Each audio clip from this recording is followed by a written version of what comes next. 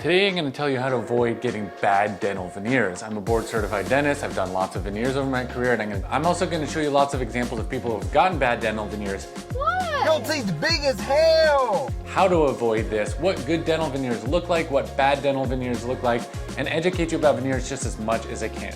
And real quick, if you don't know what dental veneers are, they are porcelain overlays that we put on your teeth. And basically this is done for cosmetic reasons, and we take you from teeth that you don't like and we shave down your teeth, we put these porcelain veneers on there, they're permanently cemented, and it gives you any type of look that you want. Look, dental veneers can just absolutely change your world. It can change your smile, it can give you instant confidence for the rest of your life, but that's only if they're done right. Number one is do your homework. Don't just let any dentist work on your teeth. Certain dentists are highly qualified to do dental veneers and others say they are, but they are not. Here are three things that you need to look at. Number one is, what is their qualification? What classes did they take? What certifications do they have to say that they can do good veneers?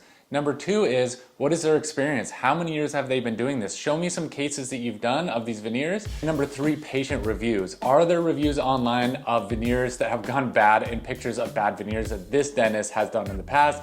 That would be a huge red flag. You can also ask for references from that dentist. You can ask that dentist, hey, can I get a reference from somebody who's already done the veneers so that I can feel more comfortable doing it? If that dentist truly is a good cosmetic dentist, he or she will have no problem in giving you lots of references.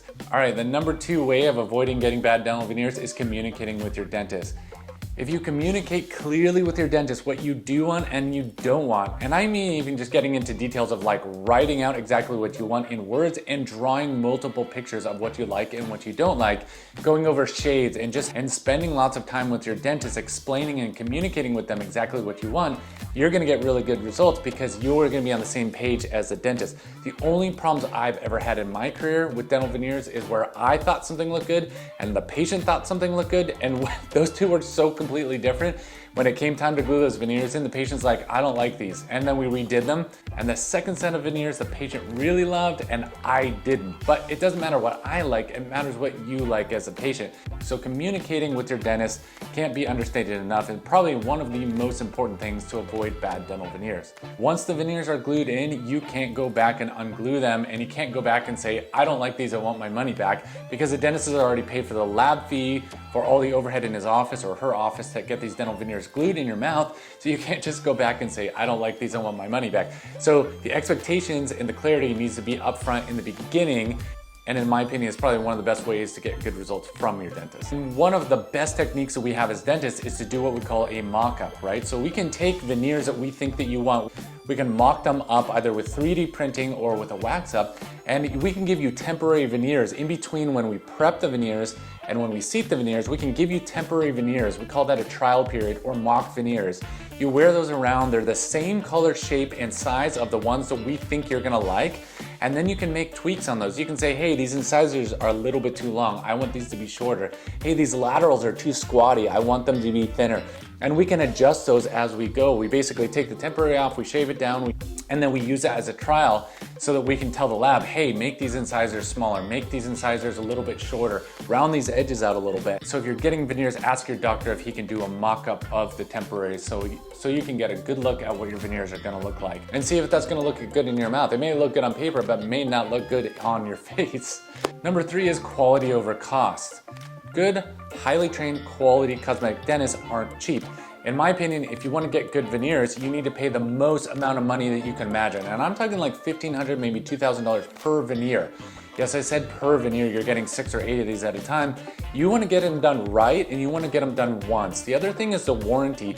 If you pay somebody a really cheap price, you're not going to get a very good warranty, or you probably will get no warranty at all. So one pops off, you're gonna have to go and you're gonna have to repay that dentist or that doctor to do that again for you. When it comes to dental veneers, you cannot compromise or skimp on the quality, and that comes with cost, so you can't skimp on the cost either. And this goes without saying, but don't go to foreign countries and get veneers done. Don't go to Turkey and get veneers done. Now you need to watch this video online of this person who went to Turkey and got veneers. First of all, the teeth are cut way too short. They didn't just do veneers, they just chopped all those teeth down. The bite doesn't look right, everything looks too white. The problem with this is that if you're not happy with this in 2-3 weeks, you can't just go back and get your money back. You can't just fly back there on a weekend and just get something fixed, or one pops off or a tooth hurts. The other thing with veneers that is an advantage over doing dental crowns is that you're not shaving a lot of the tooth down. It's very conservative. Your teeth absolutely should not hurt afterwards Unlike this person who got their teeth done in Turkey and all their teeth hurt afterwards. I don't know, is it the top, the bottom, the back, the front? It's just like, it's a pain, it doesn't stop. I feel a lot more positive today, like now than what I did this morning. Mental nerve is damaged, so that has affected my sense. The reason they hurt afterwards is because they shaved the teeth down way too much. You have a nerve like right in the middle of your tooth, you have like a nerve, right? So here's a nerve, here's your tooth. As you're grinding that, and this is probably a horrible example, but as you're grinding down the tooth and you get closer and closer to the nerve, that tooth has nothing to do but hurt because that nerve is just throbbing. It basically, every time you breathe, that tooth is hurting because they've drilled the tooth down too much. So I see this a lot in foreign countries where they just drill down the heck out of the tooth to get the crown or the veneer to fit, and then you get bad results and you get a bunch of achy teeth afterwards. So it goes without saying, don't go to a foreign country and get your veneers done. The other reason you don't want to go cheap is because people are going to use cheap materials. You pay cheap price, you're going to get cheap veneers that are going to chip, they're going to stain, and you don't know what material they're made of. There are varying types of porcelain that we use, and high quality porcelain isn't cheap. So if you go with cheap veneers, they're going to look cheap in your mouth. All right, number 4 is consider the alternatives. There are a lot of alternatives to doing dental veneers. I will only do dental veneers on patients if it just lines up perfectly. And not every patient qualifies for dental veneers. For example, if your teeth are just really crooked and you do dental veneers, it's gonna look weird because you're gonna have crooked teeth with really nice, perfect top 6 teeth. It's gonna look really weird.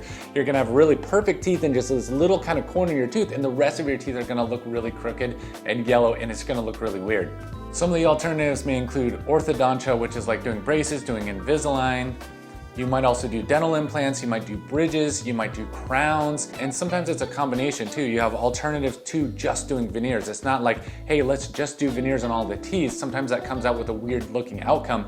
You do Invisalign as a combo. Invisalign first, get the teeth in the position that you want, relatively straight, and then you use veneers to straighten the rest of them and to make them perfect. So sometimes it comes in combination. So there are a lot of alternatives to getting veneers. Not everybody qualifies for them, and not everybody's gonna be happy with them in the end. And finally, post-operative care. How you treat the veneers afterwards is crucial to how they're gonna look. Veneers can stain around the edges. That's why it's so important for a cosmetic dentist to be doing your veneers, because they're gonna tuck everything up underneath the gum and back into the tooth. So if it does get a stain around the edge, it's not going to be visible. You're not gonna be able to see it. Now, if you have a veneer that is stained, that could also be happening because of the recession. So where your gums are today is not where your gums are gonna be in 20, 30, 40 years. Your gums are probably gonna recede a little bit. And again, a good highly trained cosmetic dentist is gonna know this, and they're gonna take that margin and they're gonna shove it way, way well up above the gum. If you don't floss these veneers properly, they're going to get stains. If you drink a lot of coffee and a lot of staining things, they could get stained.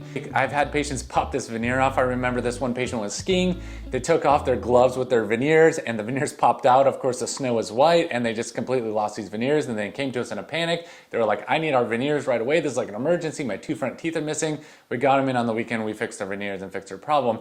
But there are limitations to veneers. Number 1, the biggest thing is they can pop off. So seeing your dentist regularly, taking care of them, flossing them, cleaning them correctly, and having your dentist check things, right? Check for cracks, check for loosening of the veneers, making sure they're good, they function good, making sure your bite is correct. So the point is, don't just go somewhere, get your veneers and never show up again. Go get your veneers and do follow-up care. See your dentist at least every 6 months after that. Okay, at the beginning of this video, I promised you I was going to tell you what good veneers look like and what bad veneers look like. So here's some example. All right, good veneers look like something that you like. Good veneers are something that you perceive as being really good, so you have to like them first and foremost. If you don't like them, you're going to hate them for the rest of your life. 2 is there has to be a good transition of these veneers. So where you have the veneers and when your natural teeth line up with those, there cannot be a line where it's like you have yellow teeth and then you have white teeth. They need to blend in, and they also need to blend in as they move back. So you have, it doesn't matter how many veneers you do, if you do veneers all in the top teeth and the bottom teeth are yellow and crooked, they're not going to line up, they're not going to look very good. The other thing is if your dentist doesn't take the margins of that's where the veneer meets the actual tooth. He doesn't move that above the gum line, you're going to see that margin, it's not gonna look good. If everything is asymmetrical, it's also not gonna look good. So if you have the left and the right side not looking exactly the same, the eye's gonna catch it weird to you, and then it's gonna look weird to other people. So everything needs to be in symmetry. The left and the 2 front teeth have to be exactly the same. The 2 side teeth to that and the canines have to look exactly the same. Now, as you go back, you can actually have some differences and you can make it a little bit different, but the symmetry is crucial in cosmetic dentistry. This is no length in my teeth, and Don't tell me you'd let your daughter walk around looking like this. They're fucking awful. I'm really hoping this video helped you avoid getting bad veneers. The goal of my channel is kind of an interactive channel where I can respond back to you. I cannot diagnose anything over YouTube. Please don't just take my advice as a diagnosis. You need to have a trained dentist actually to talk to and do the work. Unless it is me doing the work, please don't take my advice from YouTube and just go have somebody else do something that I told you to do. It's just a conversation piece. So if I tell you, look for this or do this, it's just to educate you so you can get better results. It's kind of like my way as a dentist of helping the general public, including yourself, get better dental care and get better dental, and in this case, get better dental veneers.